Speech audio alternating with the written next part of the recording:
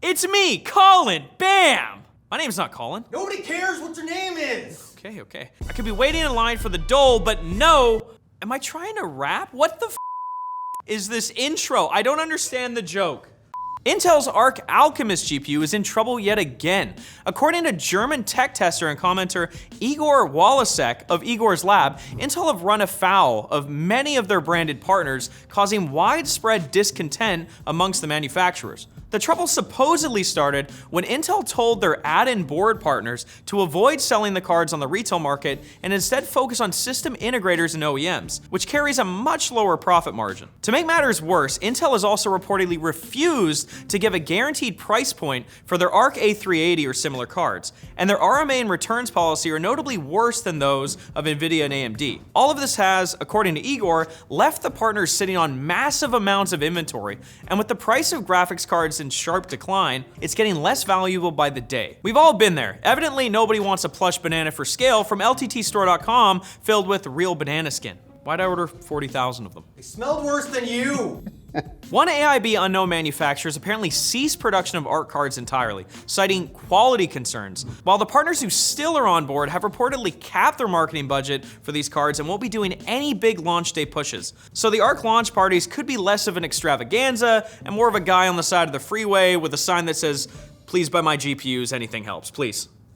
And in more Intel news, the company has yet again delayed its 3nm Meteor Lake Tile GPU order, according to its manufacturer TSMC. It was announced last year that Intel will be outsourcing the production of tGPU chipsets for their 14th generation processors to TSMC, with orders due in the second half of 2022. Initially, they delayed those orders until early 2023, and now they've delayed their order further to late 2023. With Intel leaving them high and dry, TSMC has been left with only one client for their 3nm production line, and that client is Apple. It's expected that companies like AMD, MediaTek, and Qualcomm will eventually also be knocking on their door for 3nm, but uptake will be slowed now that there's limited capital to expand the production line ahead of those companies throwing down some deposits. If Intel fails to mass produce their Intel 4 in-house and on schedule, the resulting outsourcing to TSMC could still offer a bit of financial reprieve from the current situation. However, if they are successful, it could spell future order cancellations as Intel moves away from outsourcing even further. Poor TSMC, always a bridesmaid, never a bride. You're always useless and barely employed. This is a new guy. Very funny. Twitter has rejected Elon Musk's claims in court that he had legitimate reasons to back out of a $44 billion deal to purchase the social media platform, saying that Musk's claims are contradicted by the evidence and common sense, which we assume was padded out letter by letter across all 127 pages of the filing that also states that, according to Musk, he was hoodwinked by Twitter into signing a $44 billion merger agreement. Hoodwinked. The richest man in the world got hoodwinked. Musk's case is based around Twitter having more bot accounts than the 5% figure Twitter advertised to him. But Twitter says the tool Musk used for his own bot counting even identified Musk's own account as a bot. The tool, hilariously called Botometer, uses machine learning to calculate a score that indicates how bot-like an account is. A May 2022 article from Protocol lists Musk's account with a score of 4 out of 5, or an 80% likelihood of him being a bot. These days he's getting a 1.2 out of 5 according to Ars Technica, though if we're all being honest with ourselves, the 80% was much easier to believe. Zuckerberg's a 95. According to Usefulometer, you're a 0. Now for the quick bits, brought to you by Vultr. Vultr provides high-performance cloud servers, bare metal, storage, and managed Kubernetes for a great price. You can easily deploy with your preferred OS in over 25 server locations worldwide. Vultr Talon Cloud GPU lets you use fractions of NVIDIA A100s to affordably handle even the most advanced workloads. And the fully managed Vultr Kubernetes engine is there so you can operate and scale with confidence using a 100% free control plane. Try Vultr today and receive a 30-day, $150 code for new signups at the link below. On to the quick bits!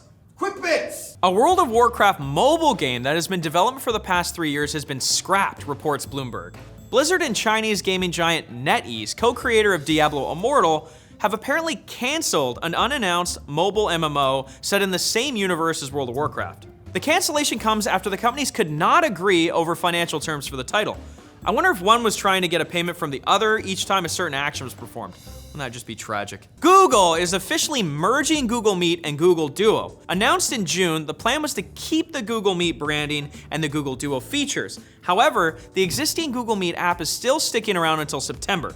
This means there are now 2 apps called Google Meet. Apparently, it'll take a few more months for them to combine and form some sort of meat loaf. You took the words right out of my mouth. YouTube is testing a new mobile app feature. Premium subscribers that opt into the experimental feature can now pinch for an up to 8 times zoom on both portrait and landscape videos. Sure, it'll let you zoom, but it'll not let you enhance. So fans of true crime YouTube will still be unable to live out their CSI tech fantasies. That's probably for its best. Yeah! Intel says that they expect laptops equipped with Wi-Fi 7 to be able to reach speeds that will surpass 5.8 gigabits per second. This is more than double the current wired speeds on most high-end laptops and nearly 6 times that of standard wired devices. The IEEE said it expects the standard to be ready by 2024. When asked about what they'd use such fast Wi-Fi for, Intel refused to make eye contact and began trying to clear the browsing history on their phone without anyone noticing. It's like you at business meetings. Got me there, that's true. Definitely not. Evil corporation Amazon has announced a deal to purchase iRobot, maker of the definitely not sentient vacuum cleaner Roomba, for $1.7 billion. Though unclear what Amazon intends to do with an expensive robot army that collects detailed floor plans of people's homes, there's surely absolutely no reason to panic. Alexa, play Despacito. That's it for the tech news today, folks. I'm Colin, I've been your host. Thank you for watching. Make sure to go to LTT store, get yourself a backpack. We'll see you here Monday for more tech news. Goodbye.